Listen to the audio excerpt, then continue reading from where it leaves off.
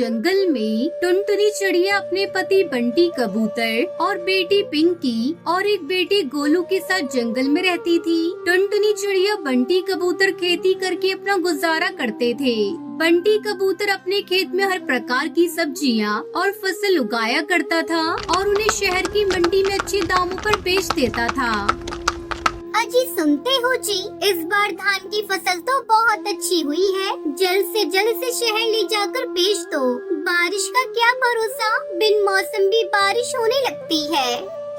तुम ठीक कहती हो, जल्द ही मैं अपनी फसल को ले जाकर शहर की मंडी में बेच दूंगा। तुम चिंता मत करो, बस बच्चों पर ध्यान दो। तब तक आप लोग कमेंट पे बताएं 39 + 25 कितने होते हैं। और उसका पति धान की फसल काट कर खेत में ही छोड़ देता है और खाली खेत में सब्जियों की बुआई करने लगता है। इसी तरह कुछ दिन गुजर जाते हैं। एक दिन गांव का कालू किसान उनके पास आता है। बंटी, अरे ओ बंटी, कहाँ हो भाई? जल्दी घोंसले से बाहर आओ, मुझे तुमसे जरूरी बात करनी है। क्या बात है कालू भाई, कौन सा जरूरी काम है? बताओ, मैं उसे पूरा करने की कोशिश करूंगा। बंटी भाई, बस आपसे यही कहना था, अपनी फसल के साथ मेरी भी फसल शहर में बेच देना। ठीक है कालू भाई, मैं 1-2 दिन में अपनी फसल बेचने जाऊंगा तो तुम्हारी भी फसल बेच दूंगा। कालू को वो वहाँ से जाने लगता है। तभी टुनटुनी वहाँ आ जाती है और कालू से कहती है, अरे कालू भैया बैठिए, मैं अभी आपको ठंडा ठंडा तरबूज का शरबत पिलाती हूँ। गर्मी बहुत है। नहीं बहन, फिर कभी आकर शरबत पीऊंगा। ऐसा कहकर कालू किसान वहाँ से चला जाता है। रात को जब सभी सो रहे थे तभी अचानक बिजली कड़कने लगती है और बारिश शुरू हो जाती है। अब क्या होगा जी, हमारी सारी फसल खेत में पड़ी है, सब भीग जाएगी। अरे पगली, तू चिंता मत कर, अभी बारिश रुक जाएगी। देख, बादल जा रहे हैं। दोनों पति पत्नी काफी देर तक बारिश रुकने का इंतजार करते हैं, लेकिन बारिश होती ही जा रही थी। रात भर जोरों से बारिश होती रही। सुबह जब बारिश रुकी तो बंटी कबूतर टुनटुनी चिड़िया अपने खेत पर जाते हैं। वहाँ का नजारा देखकर दोनों पति पत्नी जोर जोर से रोने लगते हैं। सारे खेत में पानी भर गया था और उनकी फसल पूरी तरह से पानी में डूब चुकी थी। हे भगवान, ये तूने क्या कर डाला? सारी फसल बर्बाद हो गई। पता नहीं हमारी फसल को किसकी नजर लग गई।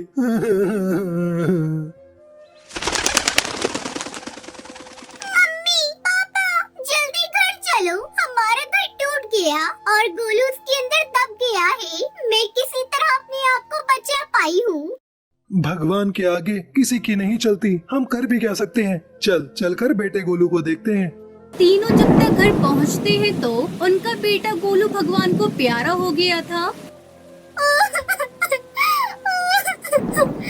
हे भगवान, ये सारी आपदा तुझे हमें ही देनी थी। एक तो हमारी सारी फसल तूने खराब कर दी और ऊपर से मेरा बच्चा मुझसे छीन लिया। ऐसा क्यों किया भगवान? मेरा बेटा गोलू।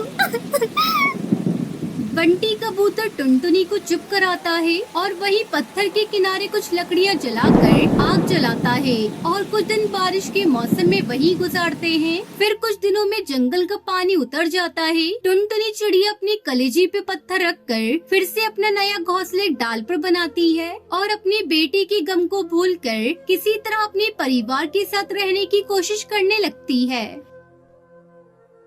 चंपकवन जंगल में एक गरीब कबूतर बंटी अपने परिवार के साथ रहा करता था। बंटी कबूतर टेसू की फूलों की खेती करता था। हर साल होली पर उन्हीं फूलों से वो प्राकृतिक रंग बनाकर बेचा करता था। हालांकि इस काम में ज्यादा कमाई नहीं थी। क्या जी, सुबह से लगे हो, कब तक बनेगा आपका रंग? हमें सुंदरी चाची के घर जाना था, उसके घर होली के गीत होने वाले हैं। अरे हाँ, ऐसा करो, तुम चली जाओ, मैं तो नहीं जा पाऊंगा। मैं कहती हूँ छोड़ो ये सब। जितने मन से रंग बनाते हो उतने मन से कोई खरीदता भी तो नहीं है। ले देकर 1-2 रंग तो होते हैं आपके पास। अरे जरा बाजार जाकर देखो, दूर क्यों जाते हो? अपने पड़ोसी कालू भैया को ही देख लो, उन्होंने भी इस बार अपनी दुकान में होली पे नई नई चटकीली रंगों से भर रखी है।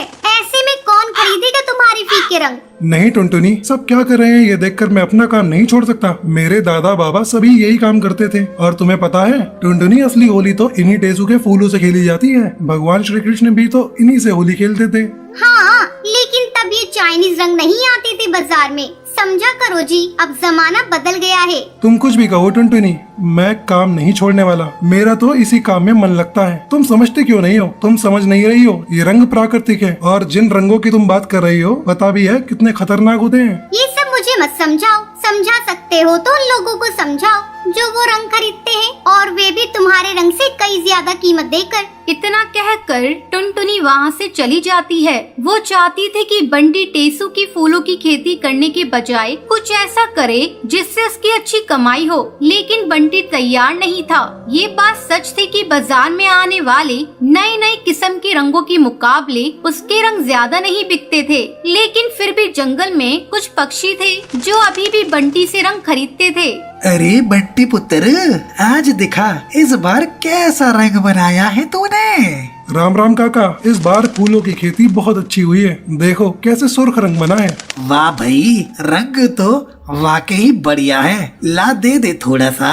अरे काका, थोड़ा सा क्यों? होली नहीं खेलोगे इस बार? और मिट्टू काका नहीं आए इस बार रंग खरीदने? अरे बिट्टू, उसने तो खाट पकड़ ली है। बेटा, वैसे तो मेरा बेटा भी पहले से ही खरीद के ले आया बाजार से रंग, और बच्चों के लिए पिचकारियाँ भी। लेकिन मैंने तो कह दिया मैं होली खेलूंगा तो सिर्फ बंटी के रंग से।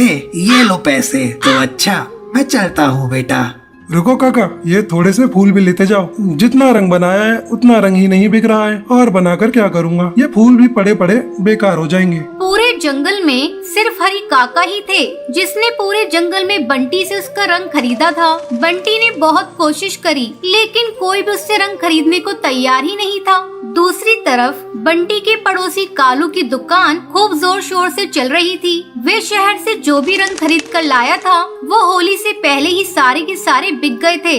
अरे कालू भैया, कहाँ चल दिए? आज दुकान नहीं खोलना क्या? अरे बंटी, माल हो तब खोलूंगा ना दुकान। कल ही सारा का सारा माल बिक गया। आज मैं शहर जा रहा हूँ माल खरीदने। वैसे तुम्हारा क्या हाल है? कुछ कमाई हुई कि नहीं?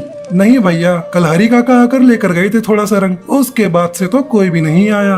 कोई और आएगा भी नहीं। माफ करना बंटी, तुम्हारा धंधा तो खराब नहीं करना चाहता था। हाँ, लेकिन मुझे भी तो कमाई करनी है। अब तुम्हारी तरह बेवकूफ थोड़ी हूँ। पहले इन बेकार फूलों को उगाने में वक्त, मेहनत और पैसा बर्बाद करूँ, फिर रात दिन लगकर इनसे रंग बनाऊं, और फिर बैठकर मक्खियाँ मारूं। अब भी वक्त है, मान लो मेरी बात। मेरी दुकान पर मुझे एक पक्षी की जरूरत है। अच्छा खासा पैसा दे दूंगा तुम्हें। मुझे भी भरोसे का कबूतर मिल जाएगा और तुम्हारी भी मदद हो जाएगी। नहीं भैया, अभी नहीं। मुझे जरूरत हुई तो बताऊंगा आपको।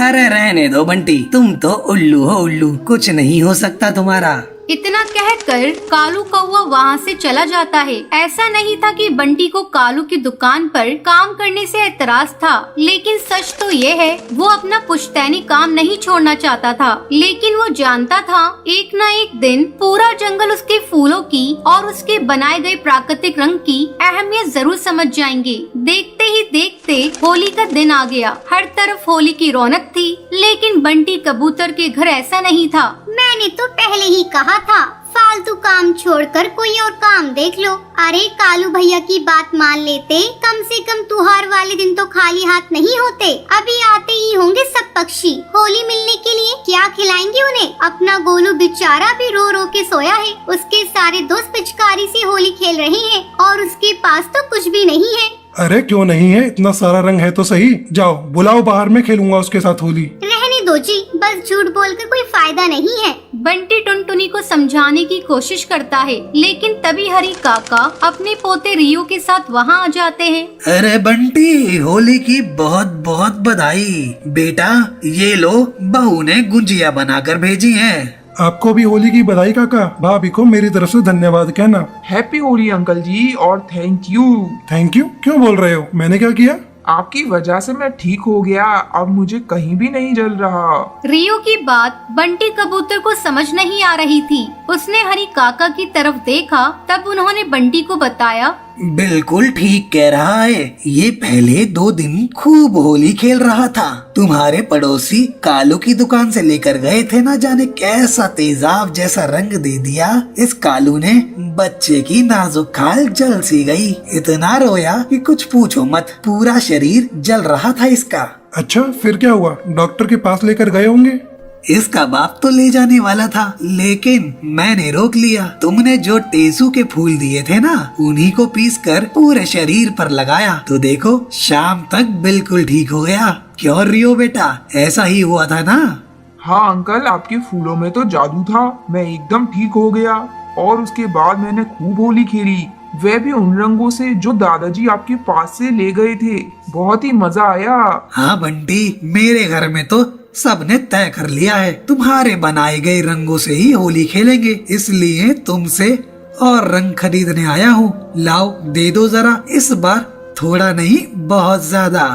हरी काका की बात सुनकर बंटी की आंखों में आंसू आ जाते हैं। वो काका को रंग बांध कर देता है। फिर थोड़ी देर बाद कुछ और पक्षी भी आते हैं और बंटी से रंग ले जाते हैं, साथ ही टेसू के फूल भी। जंगल में जिस किसी ने भी कालू की दुकान से रंग लेकर होली खेली थी, उन सबको एलर्जी हो गई थी। जैसे ही सबको रियो के हुए फायदे का पता चलता है, तो सभी उसके इलाज के लिए बंटी से उसके फूल ले जाने लगे।